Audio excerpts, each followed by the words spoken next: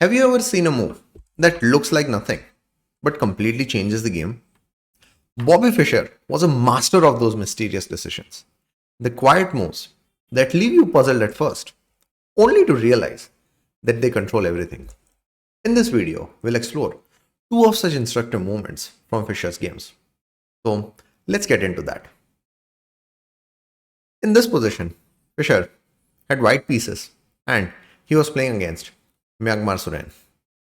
So if you look at the king side, then it's absolutely clear that Fischer has tremendous attack. Look at that bishop on f6, queen on g5, rook on h4, pawn on h5. That king is just too weak. But on the other hand, Fischer has to be a bit cautious because this rook is playing some defensive role. This queen is also there in defense. And more importantly, black is also trying to do something on the queen side. So, and let's say c takes d3 is played to eliminate this pawn, then the bishop can also get into the defense. So, although attacking chances are there on the king side, but Fischer has to be a bit cautious.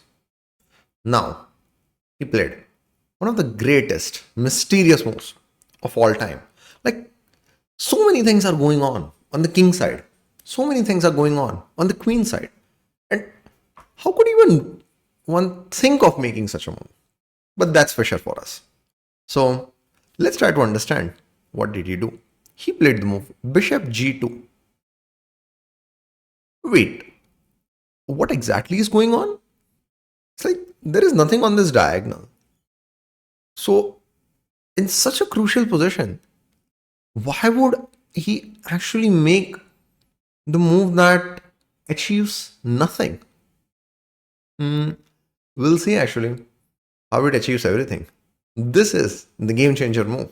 This is the move because of which he won. So his idea was that, yes, this bishop is there in attack, the queen is there in attack, the rook is there in attack, this pawn is also there, but because of black's defenses, he's not able to break through. So he wants to include this bishop in the attack as well. So he wants to play bishop e4 in some crucial lines and then put more pressure on black's king side.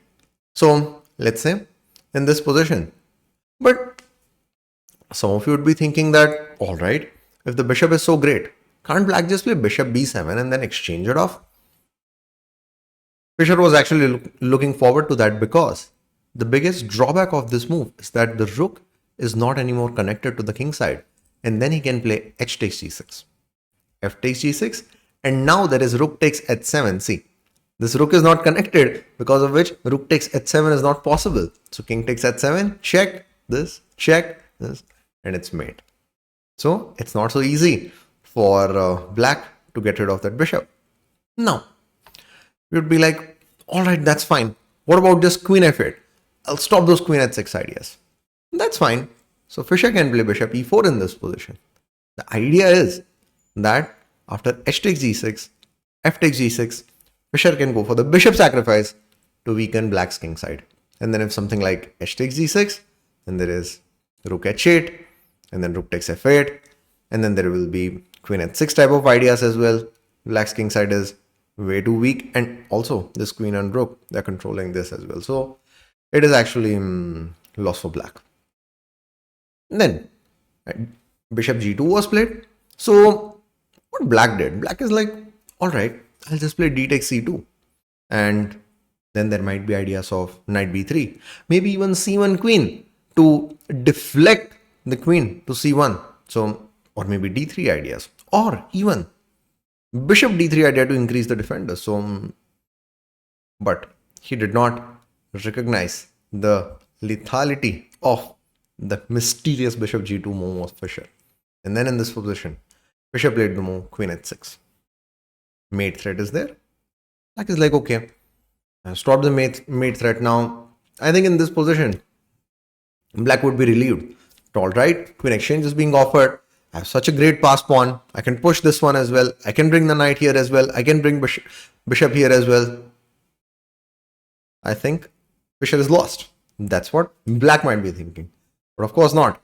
The main point of the bishop g2 is what we'll see in this line. That is, queen h7 check. This is what the main objective of Fischer was, the queen sacrifice. Then this is just loss for black. The main point being that king takes h7, h takes g6. By the way, if king g8, then there is rook h8 mate, and king takes g6. The main point being that bishop e4 is actually a checkmate. This is what Fischer had intended when he played the quiet move, bishop g2. So, what an amazing move by Fischer, and what an amazing win by him. Now, let's go for the next game of his. So, here, Fischer has white pieces and he's playing against Gadia. So, Fischer's knight is on the central outpost square. That's good. Gadia's bishop is actually restricted. Fischer also has some activity on the king side because the pawn is on f5. So that's good. Now, most of us would be focusing only on the king side. We would be like, all right, let me just try to do something there. I'll attack this, that, this. So, but we recognized one thing, that yes, he definitely has pressure on the king side, but he wanted to put pressure on the opponent from both the sides actually. And then that's why he played another mysterious move, that is rook a1. Wait, what's going on? The knight is on the outpost square. He has some activity on the king side. And this rook was fairly well placed on the d file. Why would he go to a1 in this position? His plan is pretty simple in this. He wants to play a4 and he wants to increase the pressure to the queen side as well. So he feels that if he just focuses on the king side, maybe a Gadia can actually defend there, bring those pieces and try to handle that. But if he presses on the queen side as well, and with the current king side pressure, it will be a bit too much for Gadia to handle both sides pressure, and then he will collapse. So the mysterious rook move to actually play a4 and then put pressure on the queen side as well. Queen side and king side, both. Then in this position, Gadia played f6. He is like, all right, I'm making my bishop back, but I don't want to allow you to play f6. Fischer is like, no problem at all. He played a4 in this position. His idea is pretty simple. He wants to play this, and then he can get the rook to a7. Another thing is, if black captures this, then after rook takes a4, this pawn will become an isolated pawn, and it's just a matter of time before it will fall.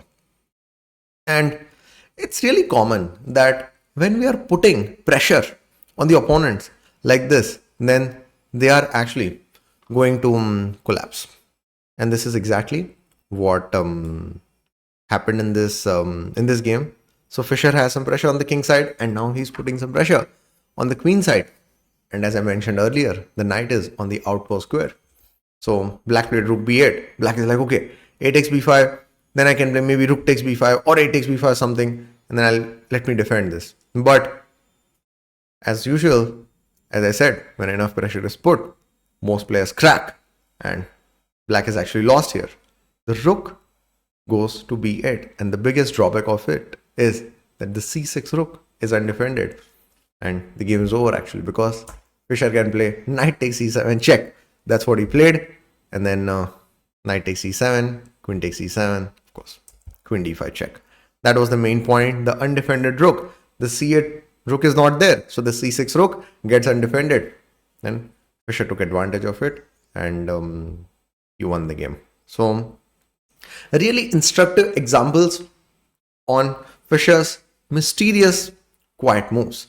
So the first one was actually a bit more on the tactical side, focusing on the weak king of the opponent. The second one was more on the positional side, where Fischer wanted to increase the pressure on the king side and on the queen side as well. And he knew that if he keeps that persistent pressure, then Gadia will actually crack.